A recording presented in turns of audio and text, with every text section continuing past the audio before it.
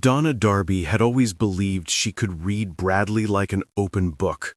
For more than 3 decades, she'd learned the tiny details of him, how his laugh rose a pitch when he tried to hide stress, how his right hand trembled ever so slightly when he held back a worry, how he always straightened the photos of their family when he felt life slipping out of his control.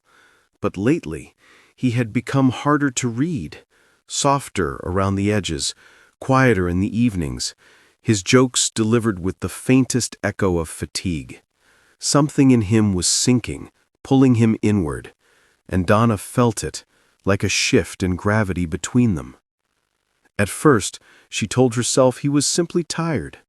Bradley was always working, always performing, always carrying the weight of other people's laughter on his shoulders.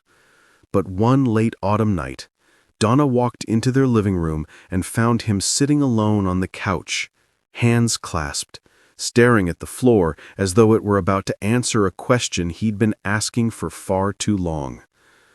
"Brad, what is it?" Her voice cracked just a little, and that crack broke him open. He didn't look up. "I didn't want you to worry," he whispered. Those 6 words were the beginning of the truth. Donna sat beside him, gently taking his trembling hand. "Tell me," she urged. "Whatever it is, I'm here." He inhaled shakily, and then, as though a dam burst inside him, the hidden battle spilled out. For months, Bradley had been fighting a fear he couldn't name, an overwhelming sense of fading. Not dullness, not exhaustion, but something deeper. A crushing pressure of having to be strong, funny, unshakable, even when his spirit felt worn thin. The world loved him for his energy, his spark, his good-hearted humor. But Bradley, in private, was terrified he was losing that spark. "I feel like I'm disappearing," he admitted.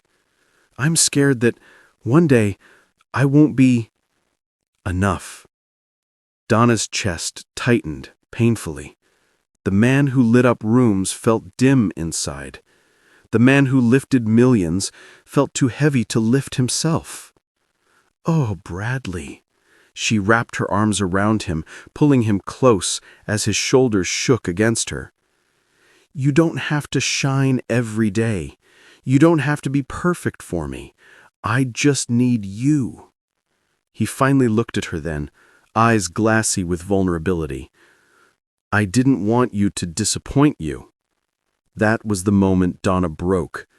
Tears poured freely down her face, not out of pity, but out of a deep, aching love.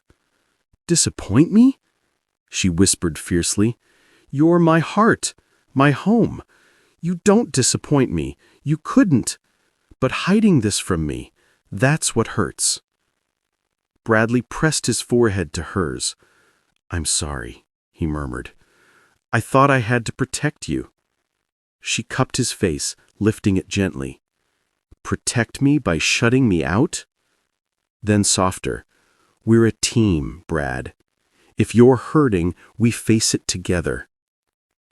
Silence settled between them, heavy, raw, and honest. And for the first time in months, Bradley released a breath that didn't feel tight. The room felt warmer, his hands steadier. Donna didn't fix him with her words. She didn't need to. Just being there, holding his truth without judgment, was enough. Later that night, as they sat wrapped in the same blanket, the faint embers of the fireplace reflected in his eyes. The shadows that had haunted him began to lift. "I'm still scared," he admitted. Donna leaned her head on his shoulder. "Good," she said softly. "That means you're human, and humans heal." He smiled, a small, tired, real smile. And in that fragile moment, something quietly beautiful happened. Bradley Walsh didn't feel like he was disappearing anymore.